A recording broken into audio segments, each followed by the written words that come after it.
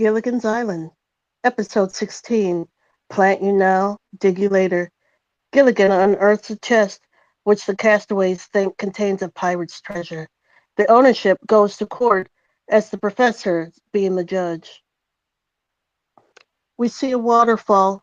Nearby, we see Ginger digging a barbecue pit. Ginger uh, places her bamboo shovel on the sand and feels a hard object. She puts her foot against the shovel. It breaks. Ginger squats down and examines the bowl of the shovel. Ginger! Ginger! Where are you? Ginger hides the bowl of the shovel in a nearby pile of soil. Then the skipper emerges from the jungle. Ginger! Ginger! Skipper approaches Ginger, and Ginger stands there. Ginger! What are you doing down there? You're supposed to be cutting bamboo poles. I'm digging a barbecue pit for Mr. Howe. Goodbye, Skipper. Goodbye, Skipper? Yeah, I got to dig this pit. So long. See you later. Well, dig. Oh. Ginger, let me show you how to dig a barbecue pit. Skipper takes the shovel handle from Ginger. He lifts the shovel and discovers that the bowl is gone. Oh, you broke the shovel, Skipper. Skipper holds up the handle. Where's the rest of this shovel? Ginger uses her foot to uncover the bowl of the shovel in the pile of soil. Ginger, that's the 5th shovel you've broken this week. I'm sorry, but I hit something real hard. The only thing hard on this island is your head. Skipper drives the handle into the soil. Because it's soft sand. Skipper realizes there is something hard down there. See? I told you. Must be a rock or something. Skipper taps the handle around in various places. Doesn't feel like a rock. It feels square. A big square rock? Skipper continues to tap, but grows excited. Skipper bends down and digs the soil away. Ginger, give me the rest of that shovel. I think you've uncovered. Look at the chain. Huh? Skipper tosses the shovel away and uses his hands to continue digging. Dig. Ginger digs with her hands. The chains are visible. Ginger, I think we uncovered a treasure chest. They both continue to dig out the treasure chest. Ginger and Skipper move the treasure chest from the lagoon beach to camp. Skipper pushes the chest from behind. Ginger lays down large bamboo pole rollers in the path of the chest. Careful now. You've got to make a turn here. Yes, Ginger, I see that we have to make a turn. Here. Give me that one there. Oh, another roller down. That's right, Ginger. Come on. Push. If we work as a team, it'll see us through. Skipper, you're not pushing hard enough. Come on. I am pushing hard. Come on, Skipper. Push, push, push. Skipper stands up. Ginger, I thought we could do this together, but since you're going to stand there and criticize, I'll do it myself. The skipper picks up the treasure chest, moves it to a clear spot, and puts it down. Ginger is startled that Skipper is strong enough to lift the chest. Skipper and Ginger kneel next to it. Oh, never mind that. Look at this chest, Ginger. Must be hand forged, even the lock and the chain. Forge, you mean it's an imitation? Ginger, this is the real thing. There must be a fortune in this chest. Come on. Let's try and get this padlock and chain off. Hand me that piece of bamboo. Ginger picks up a small bamboo pole and gives it to Skipper. Here. Boy, I can hardly wait to see what's inside that treasure chest. Marianne appears from the jungle. Treasure chest? What's in it? Oh, is it real? I mean, who found it? Why don't you guys open it? Who buried it? Can you help?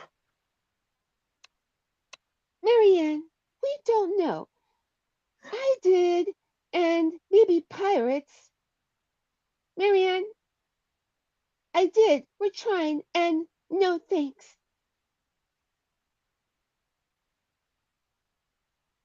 This is the most exciting thing that has happened to us. I mean, you read about buried treasure, but never expect to find any. Let's get some leverage on it. Ginger places the bamboo pole under the chains. 1, 2, 3, go! The skipper yells in pain as his fingers Ow! get caught between the pole and the chains. Ginger releases the pole, and Skipper removes his finger.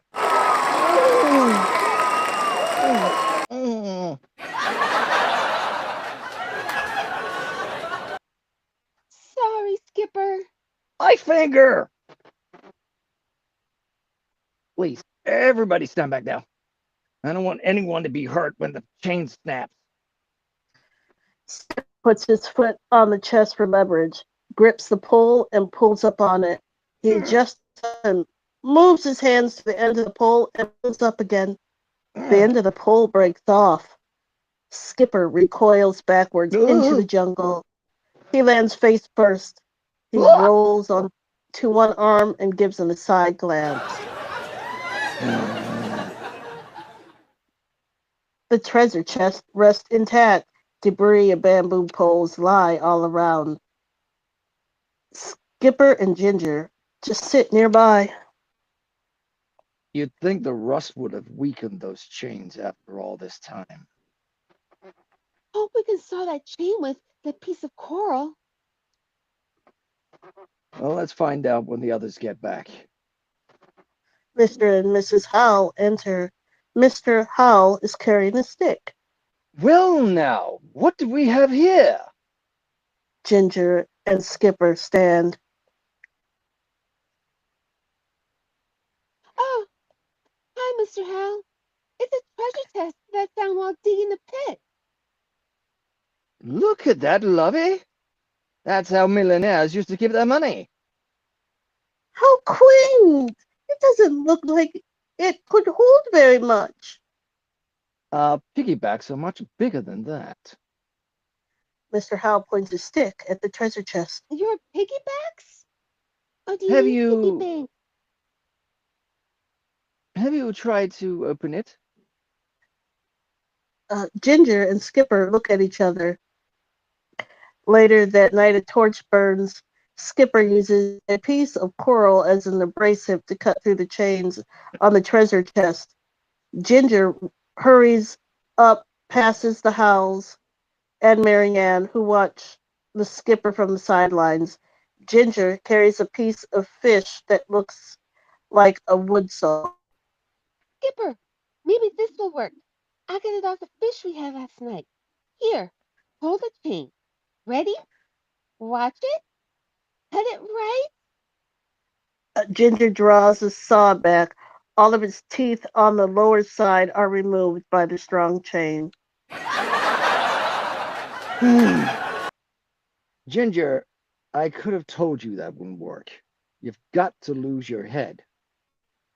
Lose my No, head. use your head. I mean, use your head. That's why I've been using the car. Oh, does that work? No. I wish the professor were here.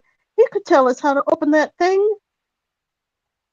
He's on the other side stretching in caves. He won't be back until tomorrow. Well, that chest has been closed for hundreds of years, and I don't think one day won't make any difference. I suggest we get a good night's sleep and try the first thing in the morning.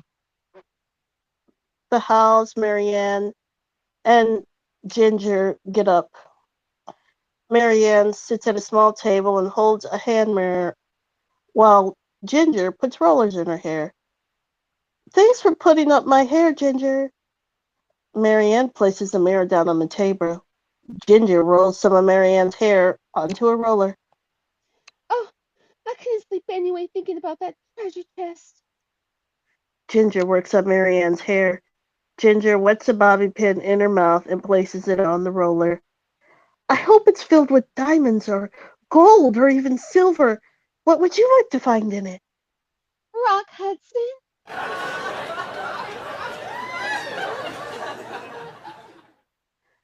Later that night, Ginger rests in her hammock, sleeping comfortably, her arms folded under her head. The skipper lies in his hammock but gets up and goes to wake Ginger. Ginger, Yeah? Skipper shushes Ginger. are you asleep? If I am, I'm doing it with my eyes wide open. I'm too excited to sleep. Well, you have every right to be excited. Just think, my sweet lady, by this time tomorrow, you might be a millionaire. What are you going to do with all that money? First thing I'm gonna do is buy something to open up that chest. You really think I'm a millionaire? Sure, it's your chest. You found it, didn't you? Oh, yeah. Well, finders keepers. What do you think is in there? Gold, silver, gold doubloons, maybe even gold bullion. Soup? No, Ginger, not soup. Mm.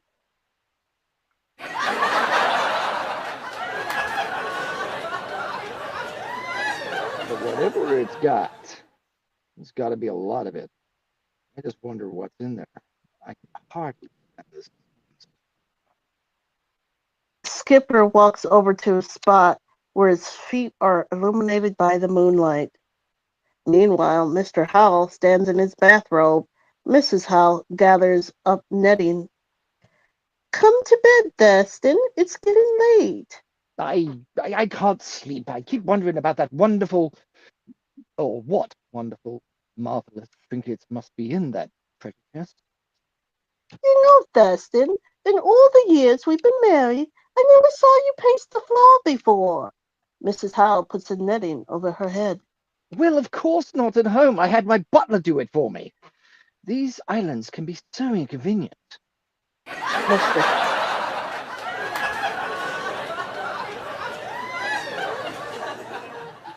Mr. Howell helps Mrs. Howell put the netting over her head. Are you positive that treasure chest belongs to you? Well, of course.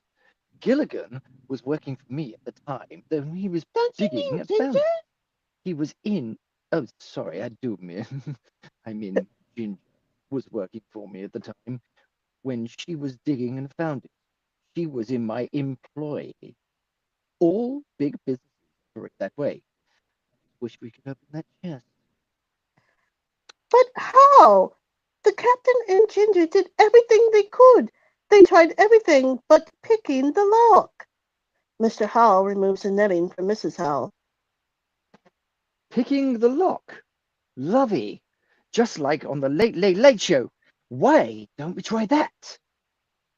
Mrs. Howell drops the netting. I'll get my knitting needle.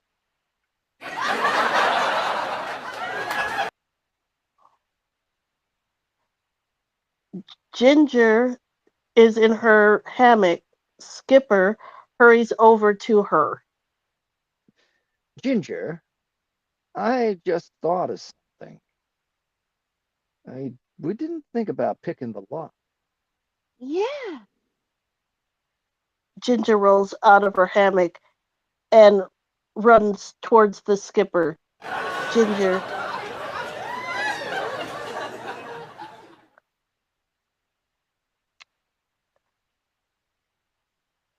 Marianne gets up from her bed and leaves.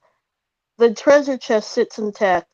Around it lies the debris of the previous attempts to open it. Bits of bamboo poles, the sawtooth blade from the fish, and the coral are strewn around. Mr. and Mrs. Howell approach the chest. Mrs. Howell snags her nightgown on a plant. Oh dear, Quiet, Lovey. Bastin, this is fun. I feel positively criminal. Skipper and Ginger approach the treasure chest.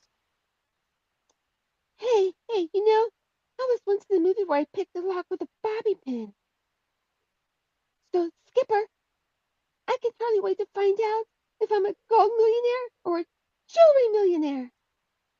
Shh. As Marianne approaches along with the skipper and Ginger, they approach the jungle clearing with the treasure chest. Ginger turns and sees the other castaways, and surprised to find them there too. Oh, We see the Howls, Skipper, Ginger emerge from the jungle as well as Marianne into the clearing with the treasure chest.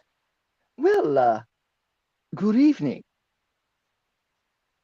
lovely evening. Yes, it is. Well, it's a beautiful evening. I just was just out for a breath of fresh air. Oh no, Skipper. Don't you remember? We came here to get the chest. Skipper puts his hand over Ginger's mouth. Ginger, you know that night air is bad for my little princess. Shall we turn in for the night? See you all in the morning. Oh, good night. Good They all night. turn. They all turn to return to their huts. As Skipper pulls on the vines wound over a pulley, the treasure chest rises in the air. Attaboy, Skipper. I knew you'd figure out a way to get it open. Certainly, Ginger. We'll get that weight open. We'll get the weight of the chest itself to break itself open. Make it fast. Ginger ties Skipper's end of the vine to a nearby palm tree. Well, I still don't see how you're going to open the chest that way. Very simple, Mr. Al. All we have to do is cut the vine. The chest falls, and its own weight, it will break open the seams wide open when it hits the ground. Well, I must say that's very clever. I must award you for with my part of the treasure chest. With your Yours, part, or treasure you chest. mean with a part? Hmm, that treasure is Ginger's. Ginger's? Of course. He found it, didn't you?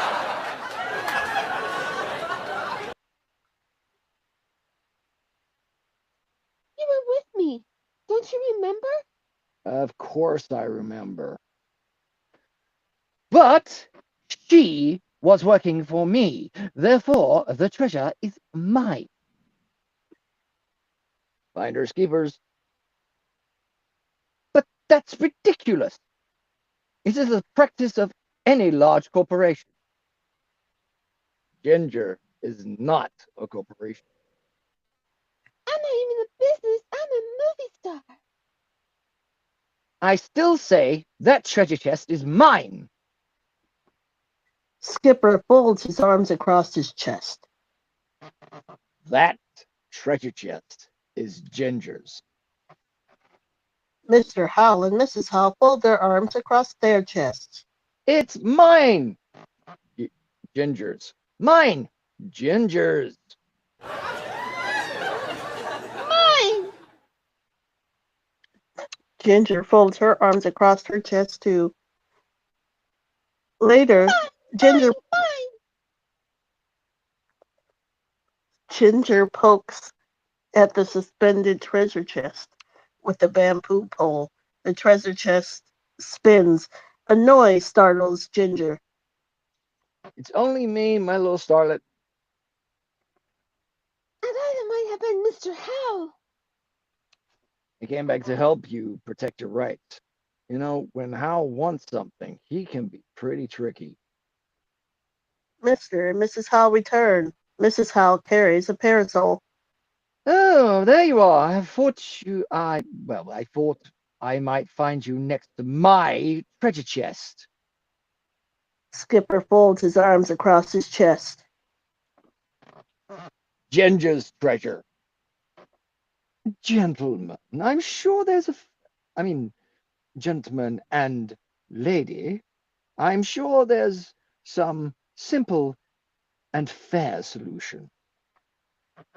And exactly what do you have in mind? Nothing specific. Perhaps tossing a coin, drawing straws, perhaps? Oh, what about a game of cards? Gentlemen often settle their difference with a game of cards. Now, Lovey, you know that I know nothing about cards. Little starlet. Mr. and Mrs. Howell messed the conversation with Mrs. Howell's parasol. Did I do it right, darling? You did absolutely. Little did they know that I am a champion poker player known as Slippery Fingers. I know.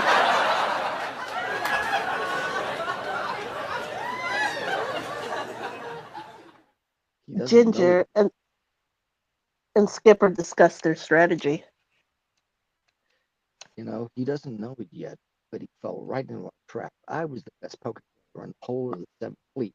Now, we've got to make sure he plays poker. Eh? Well, I think we can be coaxed with a little game of cards. Now, wait a minute. Where are you going to get cards? Cards. Yes, yes. By happy coincidence, I happen to have a pair of, well, actually, a deck of cards right here. Fine. One game. Winner takes all. Yes, agreed. Should we play Jim Rummy? Blackjack? Casino. Baccarat? Red Dog. Whist? Well, anything but poker. That's the worst. Mine too, but we'll play. Agreed. Skipper offers his hand to shake. Mr. Howell fans a deck of cards in his hand, then cuts and shuffles the deck. He places the deck on the table. My dear friends, will have to excuse me for not knowing too much about cards. I'll cut. Skipper puts his hand on the deck to cut. Not yet. Mr. Howell slaps his hand. then takes the cards and spreads the cards onto the table. He flips the cards over from one end to the other. Mr. Howell shows several shuffling tricks.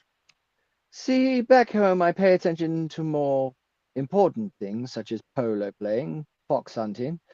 But then, of course, from time to time, I did watch the boys play. Ginger is amazed at Mr. Howell's handiwork, but Skippers reassures her with a firm hand on Ginger's shoulder. Now, how many do I deal? Why, six, I guess. Skipper and Ginger look at each other. Ginger looks at Mr. Howell. 5, isn't it? Oh, by George! She's right. I think you do 5. All right, whatever you say. Yes, of course. All right. Now you may cut. Mr. Howell places a deck of cards in front of Skipper. Skipper performs an equally impressive series of actions. He reveals a top card, an ace of spades. He shuffles, moves, and reveals the top card again, an ace of spades. Skipper shuffles more and finally cuts the deck with one hand. He places the deck back down on the table. Now you may deal. Ready? Mr. Howell turns over the top card, the ace of spades, and places it face up on top of the deck. Mr. Howell proceeds to deal seconds from the deck. The professor comes forward. Hey, the girls told me the fantastic news. So that's the treasure trust, huh? The treasure chest is suspended from the vine. That's right, Professor. Well, it certainly looks like the real thing. But I understand there's a question as to the ownership. Yeah, that's why we're playing one game of poker. Winner take all. Back home, you would never play cards for something as important as this. Yes, but back home there were laws about such things. This dear lady was in my employ. Ah, well, the law says finders, keepers. Well, if you're interested in law, there's one way to settle this legally: a court trial. A court trial here on the island. Why not? As the law says, lex loci, lex scripte, lex terrae, nemo solus specie. What does that mean? Your case comes up Tuesday. The professor pats Mr. Howell on the shoulder, and the skipper looks at Ginger. Later during the day, the professor discusses the legal proceeding with Mr. Howell. Ginger and Skipper. Ginger and Skipper sit at a table. The treasure chest is still suspended by the vine. And you both have agreed to trial to establish the ownership of this treasure chest, right, Mr. Howell? Of course, I have a legal right. Ginger? Ginger rises from her seat. Skipper says I shouldn't talk to anyone until I talk to my attorney. Well, who's your attorney? Skipper! Professor, I'll pay you $1,000 to represent me. But he's going to be the judge. Well, in that case, I'll double the offer. Skipper holds a blanket between Mr. Howell and the professor.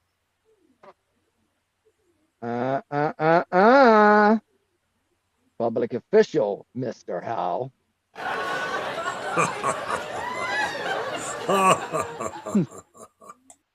Mr. Howell turns in disgust. Mr. Howell practices his cross-examination technique with Mrs. Howell. Mrs. Howell sits at their practice witness stand. No more of your evasive replies. Just answer yes or no. Did I or did I not hire you to dig the barbecue pit which resulted in you finding the treasure chest? Dustin, that's very good. You're bound to win. Mr. Howell sits down next to Mrs. Howell. Well, comfortably not, lovey. You see, this isn't an open and shut case. While I did hire Ginger, I did not actually pay her, and the skipper might use that as a loophole. Loophole! You know all the legal terms. Why not, after all? I watched Perry Mason for 6 years, but I can close that loophole if, and yes, if. If what, dear? Mr. Howell reaches under a pillow and pulls out a pile of cash and fans it to show how much is there. If I can get Ginger to take the money now. Mr. Howell laughs and stands up.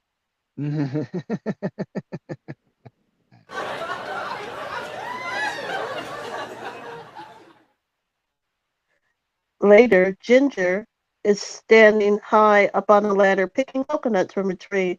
Mr. Howell walks closer. Oh, there you are, Ginger. I I've been looking all over for you. Oh, you have? I've been right up here. Yes, well, I want to pay you for the work that you did for me. Ginger climbs down the ladder. But Mr. Howell, I never finished digging the barbecue pit. I only dug for 10 minutes. At least let me pay you for the time that you dug. Will $100 be enough? Mr. Howell holds out $100 bill. $100? That's almost $500 an hour. 600. But who's counting?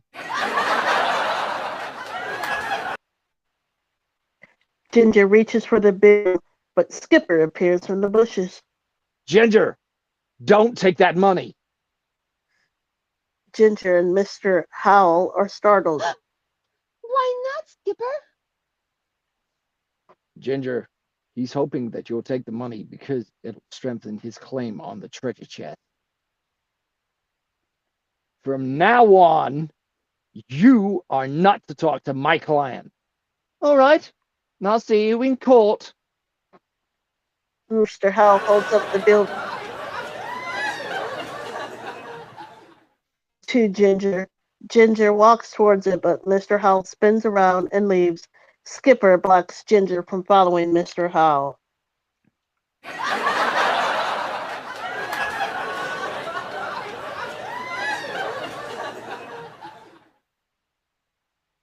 Skipper and Ginger prepare for trial.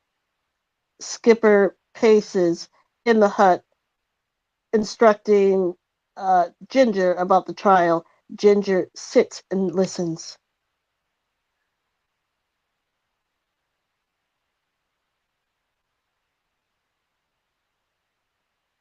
Skipper, It's 27. Oh, And you 27. can stay away from Gilligan. Ginger, you can go back to Mr. Howe and tell him that it didn't work. what are you talking about, Skipper? I mean, you can stay away from Mr. Howe. Oh, That's right, Ginger. It's not only important to tell the truth, but it's also important how you tell it. Now, let's get our story straight right from the beginning. okay, let's see. You told me to go cut some bamboo for a fish trap, and Mr. House said he had a job. Hold it. Did he actually say job? No, Then don't mention it. Now, remember the 5 points we went over. If you get stuck at the trial, just look over to me and I'll give you an answer by holding up. Now, let's try. Skipper points to his thumb. Mr. Howell wanted you to do something for him. Skipper points to his index finger. He showed you where he wanted the barbecue. Ginger listens intently. He never mentioned the word job and never spoke about money. Skipper points to his pinky finger.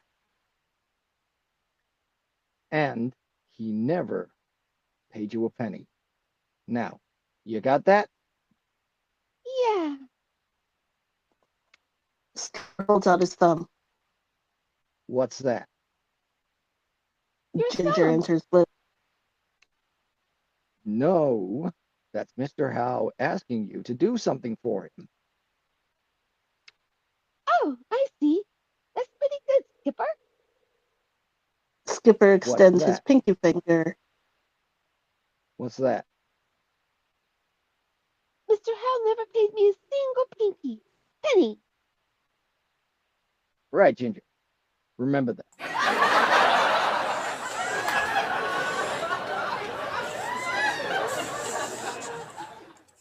Mr. Howell passes by the hut and hears them coaching Ginger for the trial. Don't worry, I'll remember. You'll remember everything, even if we stay up all night. Oh, so tampering with a witness. I'll file charges. Mr. Howell leaves. The professor sits at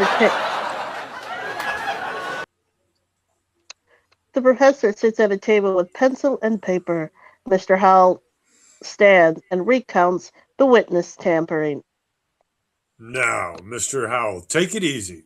Tell me again, what were his exact words? Well, Ginger said that she'd get it straight, you see, and the skipper said she'd make sure, I mean, he'd make sure that she did if it took her all night. So I want to prefer charges in court. I'm sorry, I do apologize for my misgivings and mispronunciations of That's my words, but once. I'm very stressed, you see. But, Mr. Howell, counsel has the right to go over testimony with his client. Wait a minute. Whose side are you on? Why, I'm not on anyone's side. The professor puts the paper he's holding onto a stack of paper. Professor writes on that paper. Oh, you're not? We'll take care of that.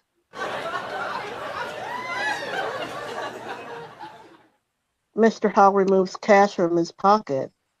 Skipper and Ginger walk through the jungle and notice a discussion between the professor and Mr. Howell. We'll start all over again. Hey,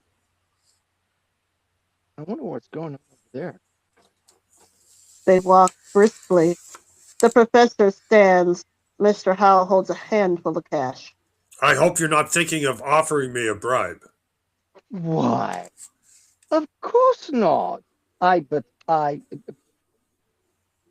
Do you recall 2 weeks ago at dinner when,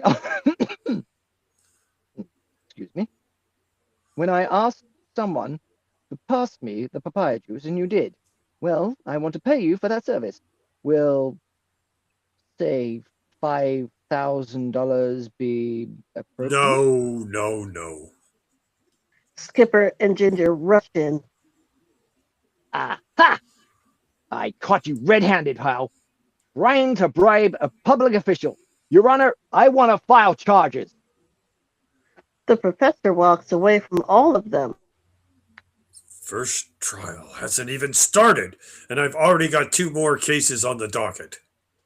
The professor leaves. Later, an American flag hangs in the background. Marianne prepared the judge's bench. Ginger straightens papers on the bench. Are you ready? Skipper pounds palm on the bench. Everyone take your places. The first superior court of this island The treasure chest still hangs from the vine. is now in session. The professor sits down on the bench. The Honorable Professor presiding. Be seated. The castaways sit. Since everyone is familiar with this case, we'll dispense with reading of the complaint and countercharges. Skipper, you may call your first witness. I object. To what? I want to call my witnesses first. But, Mr. Howell, I don't see how anything If like that. you don't let me, I'm going to take back my cape. Professor, that is, Your Honor, it's perfectly all right with me if Mr. Howe calls his witnesses first. All right, Mr. Howell, you may call your first witness. Oh, thank you, Your Honor. I call as my first witness Mrs. Thurston Howe III to the, there you go. Mrs. Howell, you may take the stand. Mr. Howell helps Mrs. Howell onto the stand. She sits but nearly loses her balance. Ooh! Now, Mrs. Thurston Howe III, will you tell the court the events that took place the morning of the 5th? Oh, Destin, that was beautiful. You really ought to be on the defenders. But you forgot to point your finger at me. Your Honor, I object. What are you objecting to? Your Honor, I feel that they have rehearsed her testimony no more than he's rehearsed Ginger's, and you brought me before this court on charges. Well, I want to file charges, Your Honor. All right, but you'll have to wait your turn. That would be case number 4. Now, please, let's get on with the testimony. The professor bangs his coconut gavel on the bench. Your Honor, would you mind getting another gavel? Why? Well, this one is squirting milk all over me.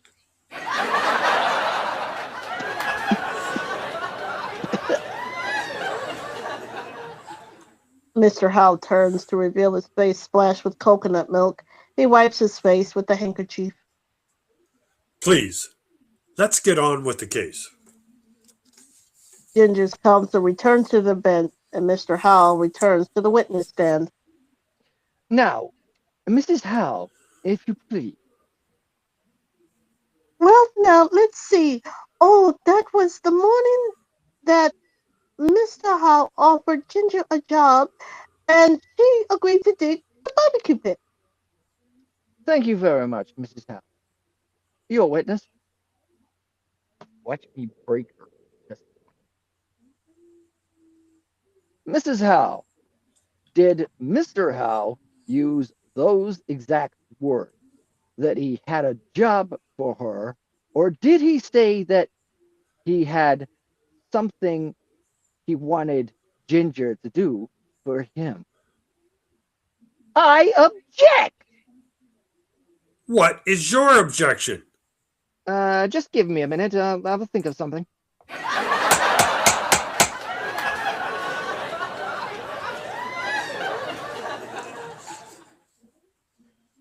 Ginger is seated on the witness stand, and Mr. Howell examines her. Miss Ginger Grubb, can you tell the court, do you recall me saying that I was hiring you?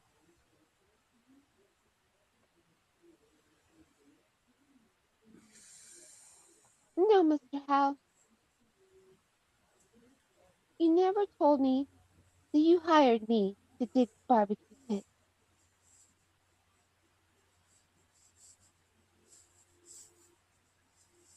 Hal bribed her the same way he tried to bribe you, Professor.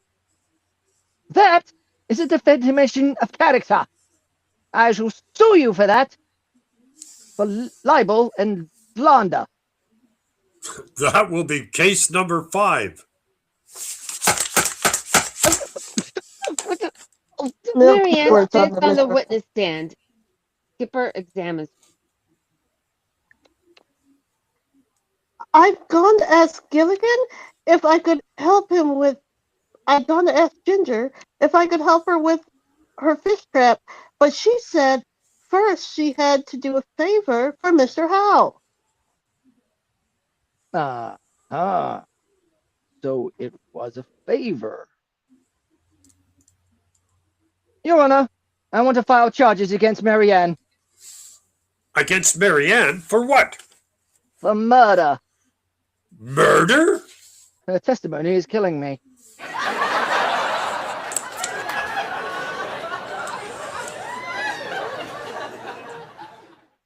Ginger sits on the witness stand again. Skipper examines her.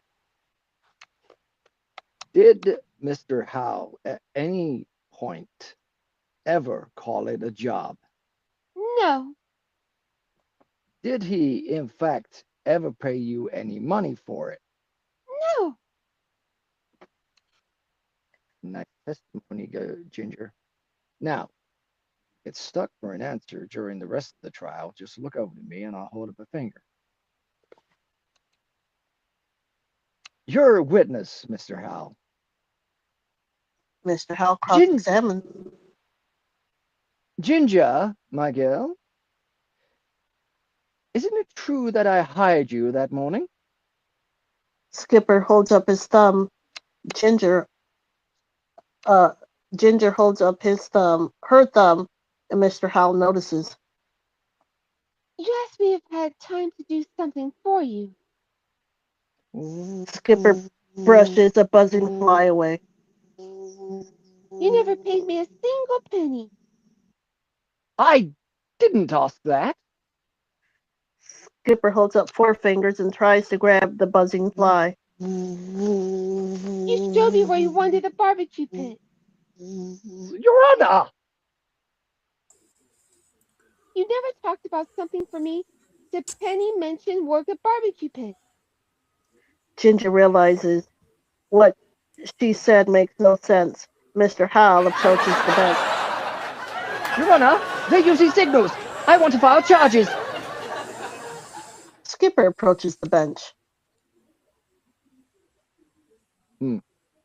I'll have to wait for mine. Order in the court. Professor pounds his gavel down on the bench. The coconut milk flies everywhere. Mr. Howe and Skipper flee the bench. Watch it! Order in the court.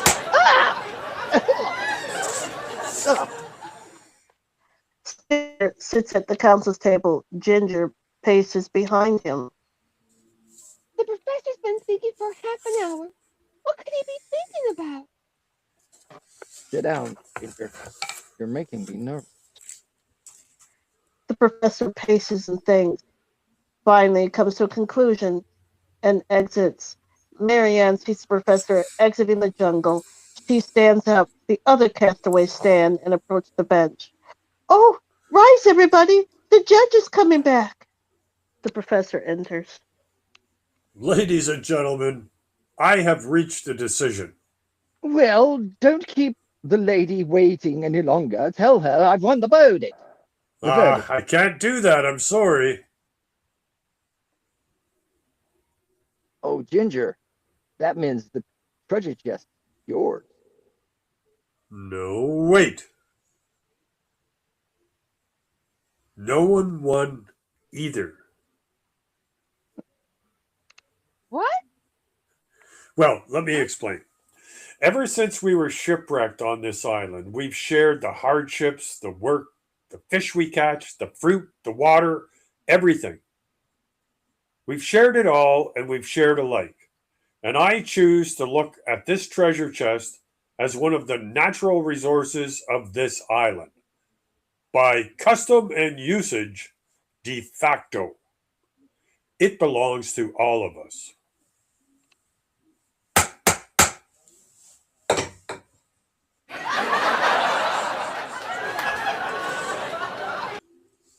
Oh, well, let's go open it. Come on, come on. Yes, I'm starting to feel like a bounty. The castaways leave camp for the treasure chest. The treasure chest is hanging from the vine. The castaways gather near the vine, suspended the treasure chest above. Gold. Diamonds! There it is. The professor carries a knife over to the vine tied to the tree. He holds onto it and raises his arm with the knife to cut the vine. Wait, don't cut that, Professor. I've got to own that treasure chest. Now, no one has seen it. I'll give you $100,000 for your 5 shares in it.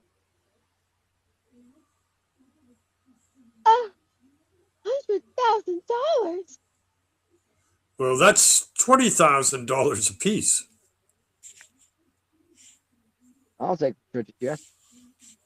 Me too. The treasure! Cut the vine, Professor. The professor moves to cut the vine. Stop! $250,000. The other castaways shake their heads. The professor moves to cut the vine. Stop! $500,000. That's 100,000 apiece. The other castaways nod in agreement. Yes. Mr. Howell, you've just bought yourself a treasure. The professor cuts the vine. The treasure chest drops to the ground and busts open. The treasure chest lies on its side. The top opens by gravity and the force of the contents within. Dozens of black spheres, about 3.5 inches in diameter, are revealed. The castaways look at the content and try to figure out what they are. The howls move closer. Look at that. Big, giant black pearls. Mrs. Howell picks up one of the black spheres. I wonder what they did to get a little oyster to make a pearl like this size. They must have used whips.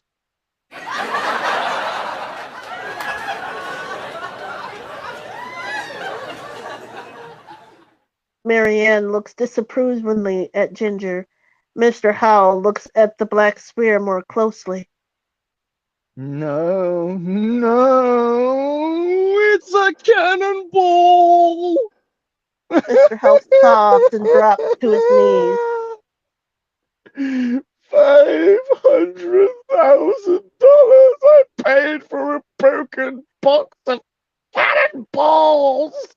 Mrs. Howell comforts him. Later that day, Skipper and Mr. Howell discuss the treasure. Mr. Howell tosses a cannonball in the air and catches it repeatedly. It was so sporting of all of you not to accept the money. Well, we couldn't, Mr. Howell. We all thought there was treasure in that chest. I must say it was sporting. Stupid, but sporting.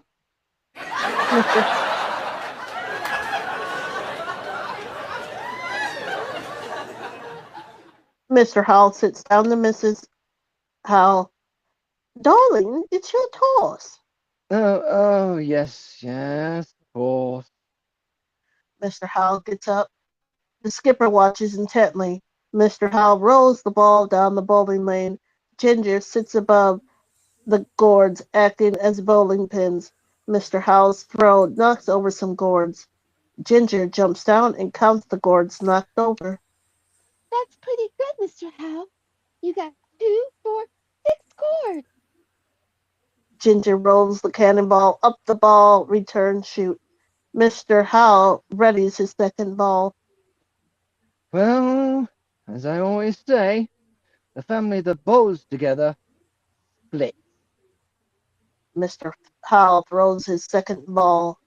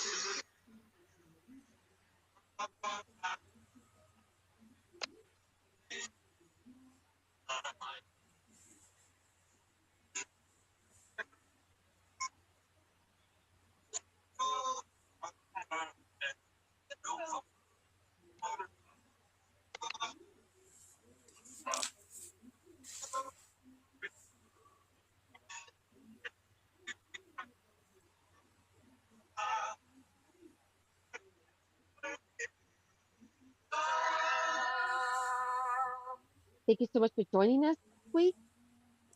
We are Star Society. I've been Bella Bellagio. I'm Lizzie Smalls. I'm Big Sweet. And I'm Dante Abaya. Thank you, and please join us next week for our next episode. Have a good week. Doodles, doodles. Bye.